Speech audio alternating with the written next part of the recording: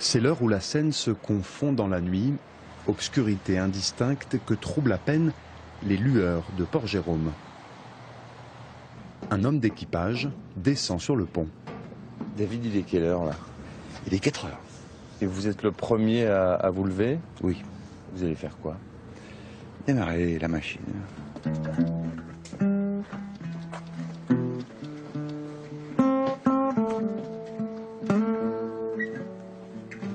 David est chef mécanicien sur le bac de Quillebeuf-sur-Seine et sa journée commence comme ça.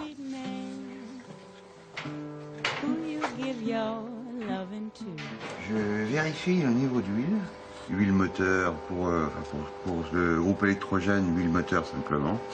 Et pour les moteurs principaux, niveau d'huile moteur et huile embrayage. Alors maintenant, on va démarrer l'installation. Le groupe électrogène pour commencer. C'est parti.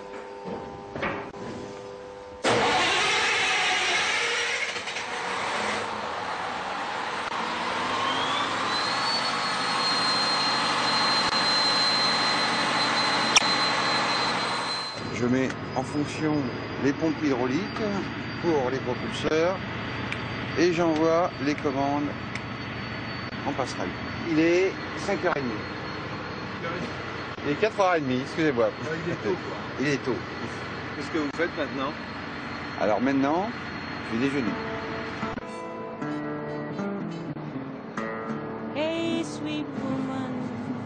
Les matelots rejoignent le pont à leur tour. On va préparer pour larguer les amarres.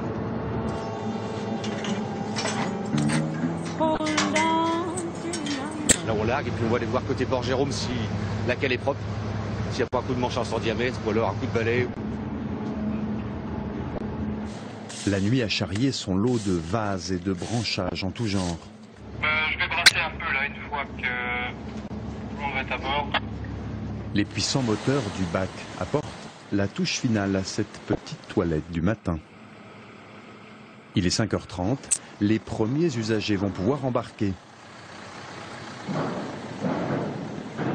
La journée s'annonce ensoleillée.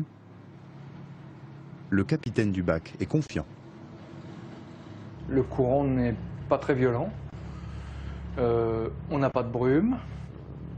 La visibilité est bonne, donc il n'y a pas de souci majeur.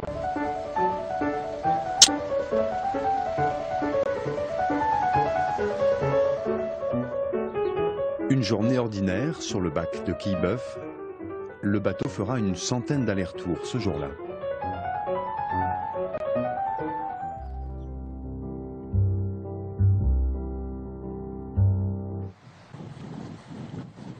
Un bac arrêté, des pièces détachées, voilà le quotidien d'Éric Giraud.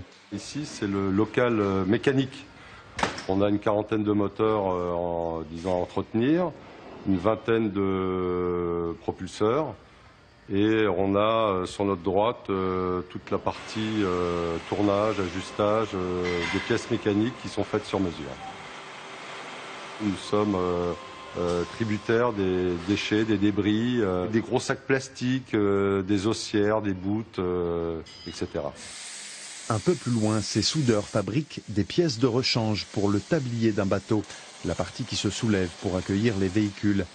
Avec plus de 100 traversées quotidiennes, les bacs sont soumis à rude épreuve. Il y a beaucoup de vibrations, ils font beaucoup de manœuvres par jour, entre 120 130 manœuvres par jour. Donc ils accostent sur la cale et donc il y a quand même des vibrations, le chargement des véhicules, des camions. Mais ce jour-là, c'est une opération de maintenance exceptionnelle qui se prépare plus en amont sur la Seine. Embarquement à bord du bac 13 pour une remontée du fleuve jusqu'au dock flottant de Rouen.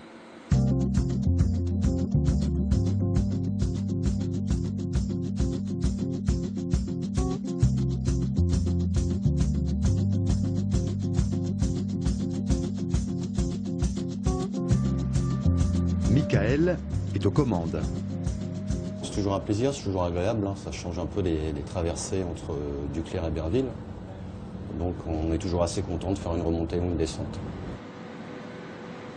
Au programme, la mise à sec du bateau pour vérifier l'état de la coque, les peintures, les hélices. On passe des câbles sur le navire, 2 câbles à l'avant, 2 câbles à l'arrière pour régler à peu près le bac. Et ensuite, le dock remonte pour échouer le bac. C'est une opération qui prend du temps? Ça dépend comment se présente l'échouement du bac. En général, ça prend environ 2 à 3 heures. 2 à 3 heures, quand tout se passe bien. Aujourd'hui, Michael va quand même beaucoup patienter.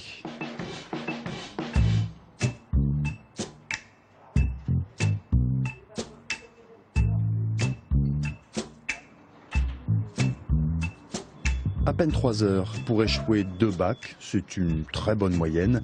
Il est arrivé que l'opération se termine dans la nuit. Ouais, si on peut les positionner là, c'est bien. Ça nous permet de mettre un échafaudage là.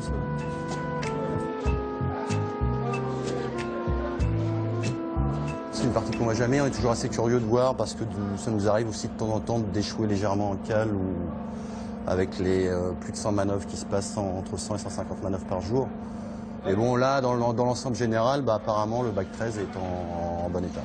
Pour un bac qui a 43 ans, c'est quand même pas mal. Son travail est terminé pour aujourd'hui, mais Michael inspectera encore son bateau pendant un long moment.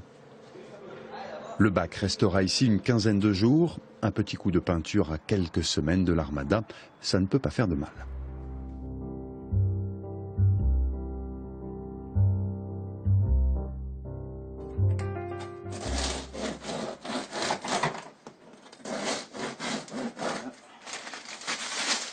Là, je prépare mon sandwich pour la pause de 15h30. Il y a le choix, c'est où je mange dans la maison marinière ou à bord du bac s'il y a des passages de renverse de marée ou de navires importants.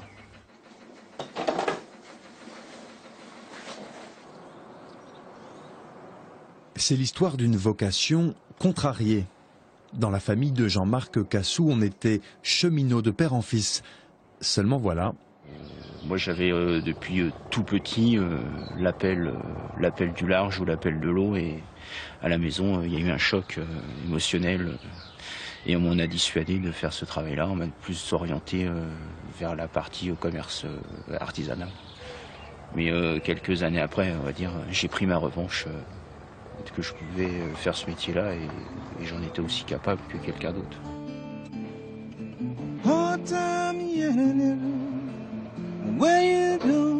Midi 15, Jean-Marc prend son service jusqu'à 21h30 et la journée s'annonce plutôt chargée. Ça aurait été depuis combien de temps? Depuis 11 heures. Le bac de nucléaire a tombé en panne. Donc on se récupère tous les gens du bac de nucléaire. Ah bon, nous on a un petit bac, nous. Faut qu'on fasse avec. La prochaine, ouais.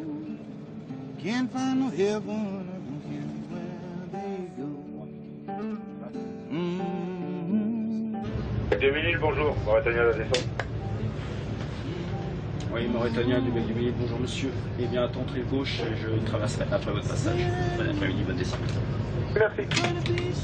Là, je vais me commencer à traverser, mais en pivotant pour aller parallèle à la berge et parallèle au bateau. Faire comme si on faisait un croisement normal en navigation.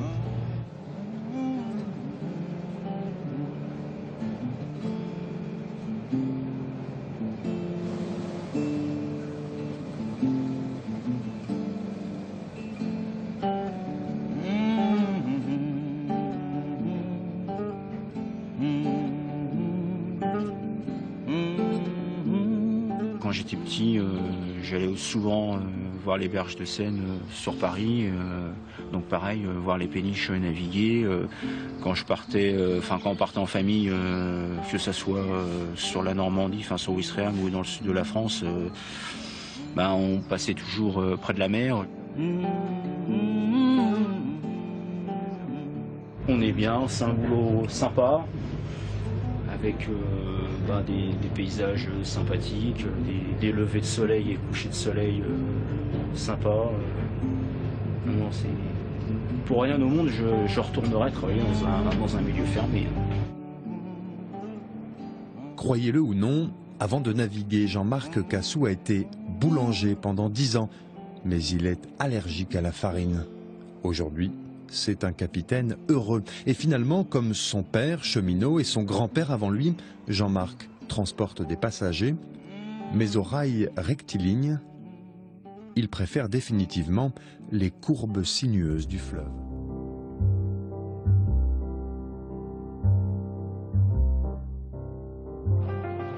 Les passages d'eau, véritable attraction touristique, connaissent en Seine-Maritime une animation de plus en plus grande. En 1970, les 4 bacs de Côte-Bec, Duclair, la Mailleraie et la Bouille ont transporté d'une rive à l'autre 2 800 000 tonnes et près de 900 000 voitures de tourisme.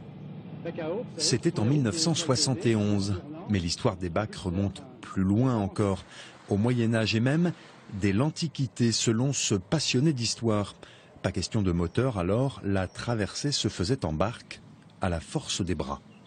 Il fallait éviter les courants, prendre des dispositifs pour que les courants s'annulent.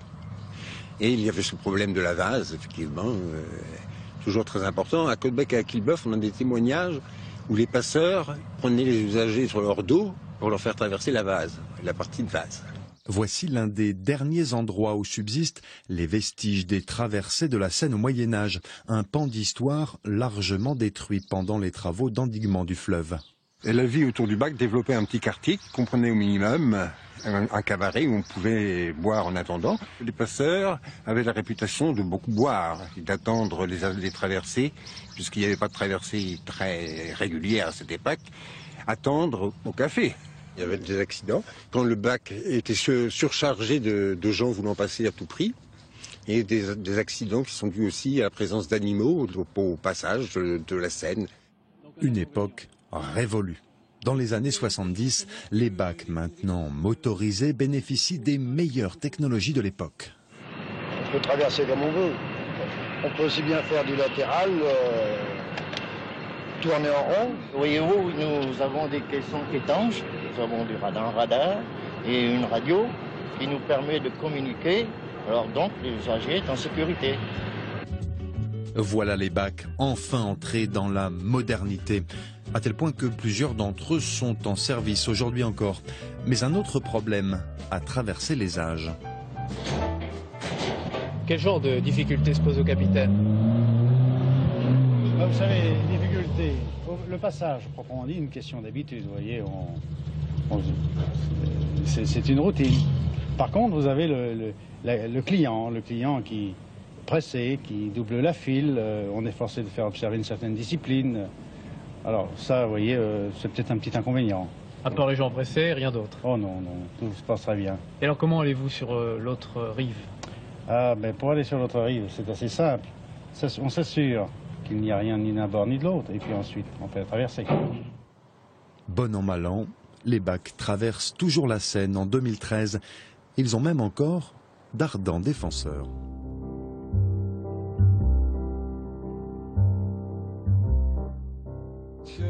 Derouard. Monsieur Muret, vous allez bien? Ravi de vous voir. Vous-même. Soyez bienvenus, on y va. Ce matin, Jean-Pierre Derouard, historien des bacs, a rendez-vous avec Martial Muret, président de l'association des usagers des bacs, pour une petite conversation autour de leur passion commune. Est-ce qu'une route est rentable? Moi, elle coûte de l'argent, mais elle est rentable, implicitement elle est rentable. Je pense que les bacs qui effectivement desservent vont d'une rive à l'autre, mais qui sont effectivement la continuation la continuité d'une route, effectivement ça coûte des sous, mais en même temps ça participe à l'économie, ça participe à la vie sociale. Il y a 8 ans, Martial Muret créait son association pour défendre le service public des bacs, alors remis en question. Ses arguments n'ont pas changé. Là, nous sommes dans la boucle de Duclair, c'est-à-dire qu'il y a une zone qui est effectivement très protégée, qui est la rive droite, et puis cette presqu'île qui est en face, qui est en fait le bout du monde. Or, ce bout du monde, si jamais il y a un pépin, il est desservi par les services de sécurité de Rouen. Il faut donc que le SAMU, les pompiers, les médecins ou autres puissent traverser rapidement.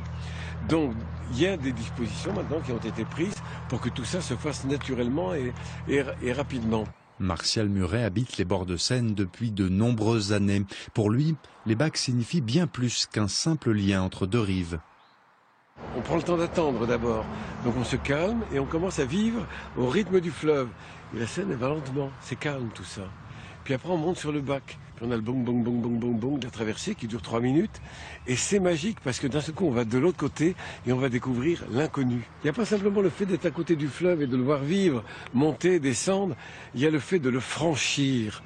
Et quand on franchit des frontières, quand on monte en haut d'une montagne, il se passe quelque chose.